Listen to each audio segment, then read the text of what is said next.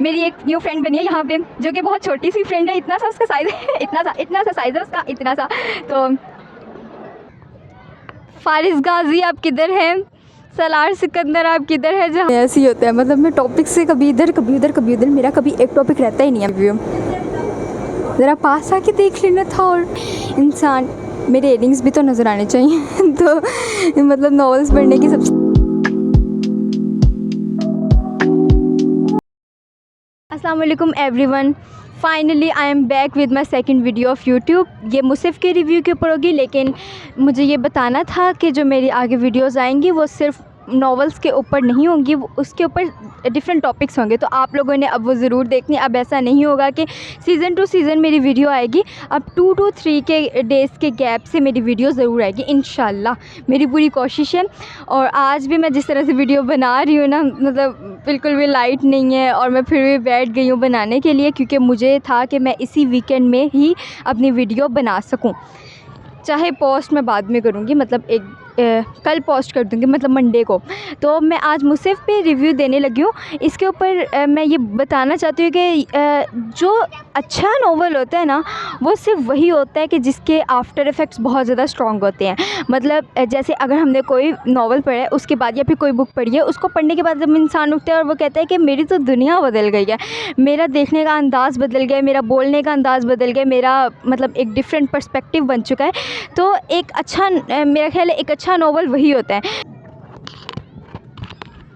Obviously अब आंधी आए, चाहे तूफ़ान है, चाहे मेरे फ़ोन की स्टोरेज फुल हो, मैं वीडियो ज़रूर बनाऊंगी।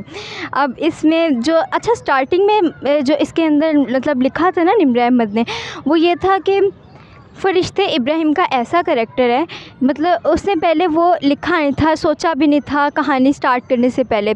और आई वॉज़ इन शॉक कि मतलब उसी से तो कहानी शुरू हुई थी, उसी से तो कहानी ख़त्म हुई थी, तो ऐसा कैसे हो सकता है? फिर इसने सोचा क्या था? लेकिन एक बहुत ही ज़्यादा स्ट्रॉन्ग नॉवल है, और एक अच्छा नॉवल वही होता है जिसके आफ्टर इफ़ेक्ट स्ट्रॉन्ग होते हैं, जिसका मतलब पढ़ने के बाद आपका पर्सपेक्टिव चेंज हो जाए। तो लेकिन हाँ, इसको रैंक मैं 10 out of 5 दूँगी, क्योंकि ऑब्वियसली नमल या हालिम या पीरे कामिल या अच्छे नॉवेल्स का वो मास्टरपीस तो ज़ाहिर है उनका कोई मुकाबला नहीं है ना। तो इसके स्टार्ट में यही लिखा था। और एक और चीज़ है कि इसमें जो एक और लाइन लिखी हुई है ना, वो ये कि इन सब चीज़ों का फ़ैसला इस किरदार ने खुद ही किया, मुसिफ़ का इंजाम मैंने वो नहीं लिखा जो इन 6 माह में मेरे जहन में रहा था। मेरी एक रिक्वेस्ट है कि जो आपके जहन में था 6 माह में, आप वो लिख देती। हमें इतना सदमा देने की क्या ज़रूरत थी? हम रीडर्स तो वही चाहते हैं ना कि जो हम मतलब अगर हम रियलिटी से इस्केप करके हम ये डिल्यूजनल नॉवेल्स पढ़े, तो प्लीज़ हमें डिल्यूजनल रहने दो। लेकिन चलो जो भी है, उनके माइंड में जो भी होगा वो एक अलग अंदाज से होगा, और हमने उसको अलग तरीके से परसीव किया होगा। हम उसको भी ये नहीं कह सकते कि क्या पता गलत लिखा हो, लिखा सही होगा, लेकिन प्लीज़ हमें ऐसा एंड नहीं चाहिए था। आप अपनी स्टोरी चेंज कर देती, लेकिन एटलीस्ट कुछ तो मतलब अच्छा होता ना। मतलब उसने इतना सफ़र किया था, महमिल ने इतना सफ़र किया था, तो एंड पर वो ये तो नहीं डिज़र्व करती थी।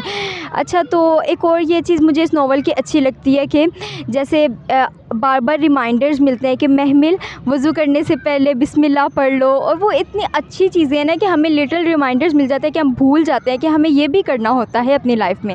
अच्छा, और एक और चीज़, मतलब मैंने वैसे बहुत सारे मार्क किए हुए हैं, लेकिन मुझे पता है कि मैं ये भी इतनी जल्दी बोल नहीं सकती हूँ, लेकिन मैं ट्राई ज़रूर करूँगी। एक और इसके अंदर जो लाइन आती है ना, हम इतने बेकसूर होते नहीं हैं महमिल जितना हम खुद को समझते हैं।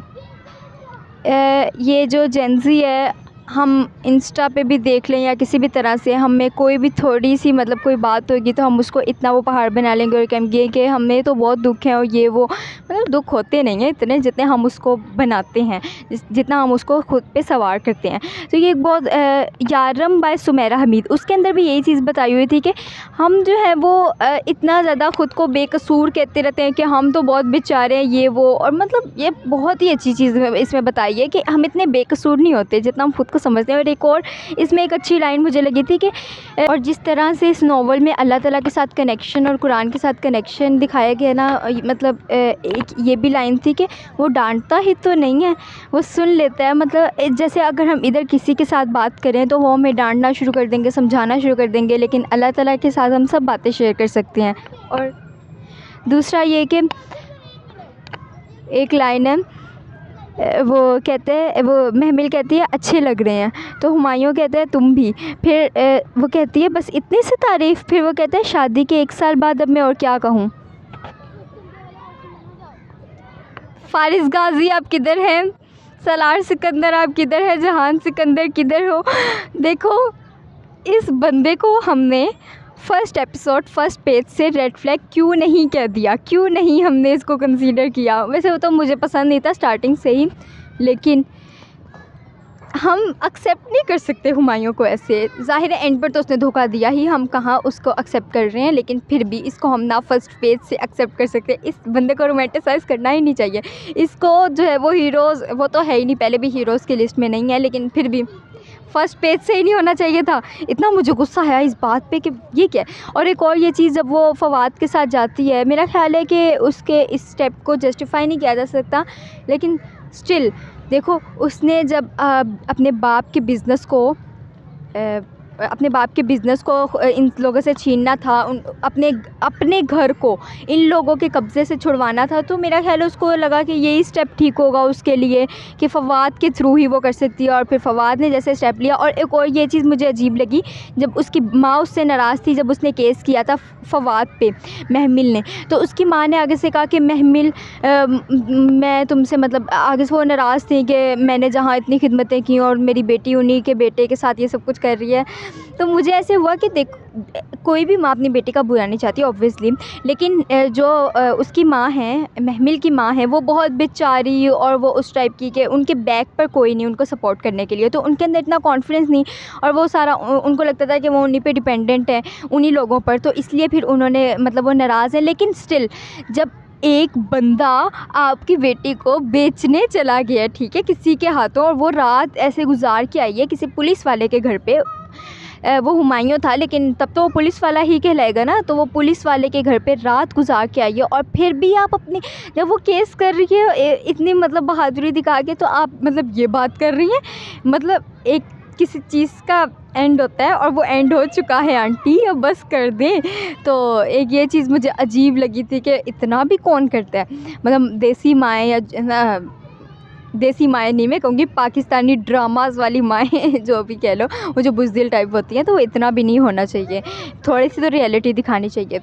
मतलब अब इस नॉवल में काफ़ी सारी ऐसी चीज़ें हैं जो मुझे लगता है कि उतनी मैच्योरिटी पर नहीं डिस्क्राइब की गई, लेकिन स्टिल अगर हम इसको बेसिक लेवल पे देखें, क्योंकि ये मेरा फ़र्स्ट नॉवल, तो उस लिहाज से तब मेरे ऊपर बहुत ज़्यादा इसके अफ़ेक्ट थे, बहुत अच्छा वाला।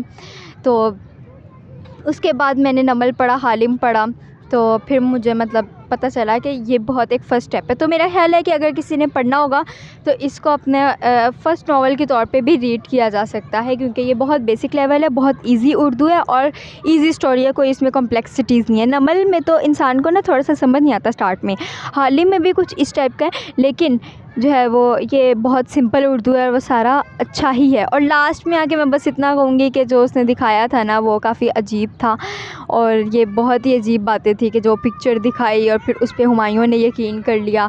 चलो ठीक है कर लिया, लेकिन क्या एडिटेड या फिर एआई पिक्चर्स पता नहीं चलती हैं क्या।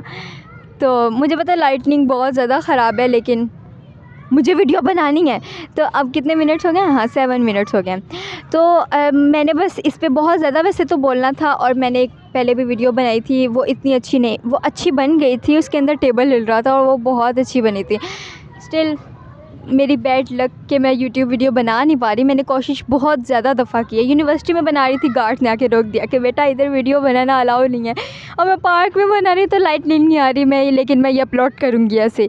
और मैंने इस पर इतना ज़्यादा मतलब हाईलाइट किया था, ये देखें कि मैं ये सब कुछ बोलने वाली हूँ, लेकिन अब मैंने इस पर एक क्विक रिव्यू दिया है कि जिससे आइडिया हो जाए सब लोगों को कि ये किस रैंक पे आता है और ये किस टाइप का नॉवल है।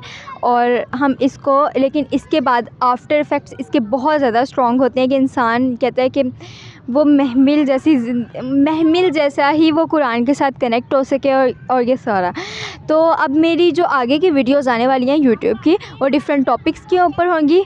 मैं उम्मीद करती हूँ कि मैंने थोड़ा बेहतर बोला होगा, क्योंकि अभी ये स्टार्ट है तो मुझे ऐसे मेरा माइंड ब्लैंक हो जाता है एकदम से, और ऊपर से जो है वो इर्द गिर्द इतने सारे लोग देख रहे हैं, पता नहीं क्या हो रहा है, मैं क्या कर रही हूँ क्या नहीं। और फिर खैर शुक्र है मैंने माइक्रोफ़ोन अटैच किया हुआ है बोलने के लिए। तो आज के लिए बस इतना ही। आप सब अपना ख़याल रखिएगा और उम्मीद करती हूँ कि मैं आगे भी जल्दी वीडियोज़ डालूँगी। तो अल्लाह हाफ़िज़।